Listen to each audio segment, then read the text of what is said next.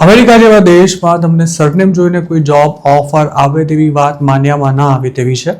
પણ એક અમેરિકાને કંઈક આવો જ દાવ કરીને પોતાનો એક વિડીયો વાયરલ કર્યો છે અને તેના વિડીયોને વોલ સ્ટ્રીટ એપ્સ નામના એક હેન્ડલ પરથી એક્સ પર શેર કરાયો છે અને આ પોસ્ટને 1.8 મિલિયન વ્યૂઝ મળી ચૂક્યા છે. નવાઈની વાત એ છે કે આ દાવો કરનારો પોતે વ્હાઇટ છે. તેનું કહેવું છે કે પોતે જોબ માટે 300 જેટલી એપ્લિકેશન્સ કરી ચૂક્યો હતો પણ ક્યાંયથી રિપ્લાય સુદ્ધા નહોતો આવતો.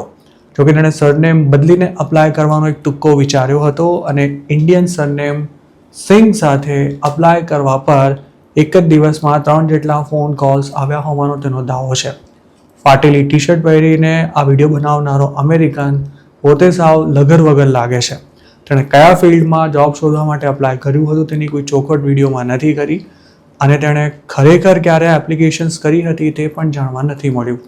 હવામાં ગોળીબાર પ્રકારના આક્ષેપ કરતો આ વિડીયો વાયરલ થયા બાદ ઇન્ડિયન્સ અમેરિકન્સની જોબ ખાઈ રહ્યા છે તેવા દાવા કરતા લોકોને જાણે હવા મળી ગઈ છે. આ પોસ્ટ પર જે કમેન્ટ્સ આવી છે તેમાં પણ મોટાભાગના લોકોએ ઇન્ડિયન્સ પર આક્ષેપ કરનારાના સૂરમાં સૂર પુરાવતા એવું લખ્યું છે કે હવે અમેરિકામાં જ વ્હાઇટ લોકો પ્રત્યે ભેદભાવ કરવામાં આવી રહ્યો છે અને આ વાત સંપૂર્ણપણે સાચી છે.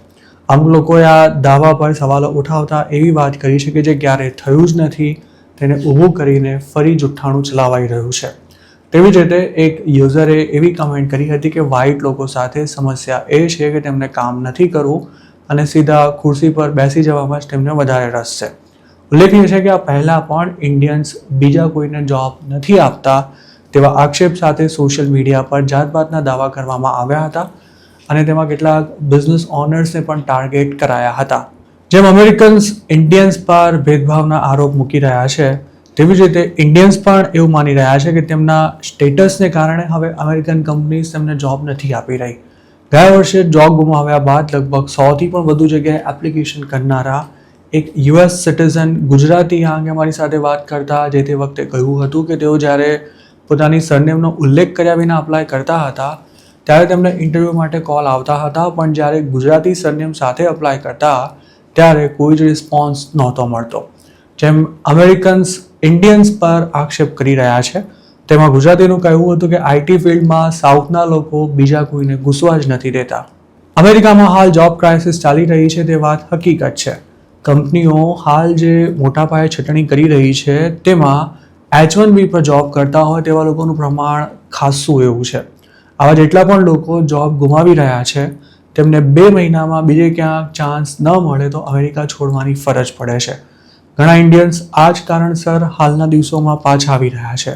અમેરિકાની કંપનીઓએ H1B વાળાને નોકરી રાખવાનું સાવ બંધ જ કરી દીધું હોય તેવી સ્થિતિ છે જેના કારણે સ્ટુડન્ટ્સનો તો સાવ મરો થઈ ગયો છે.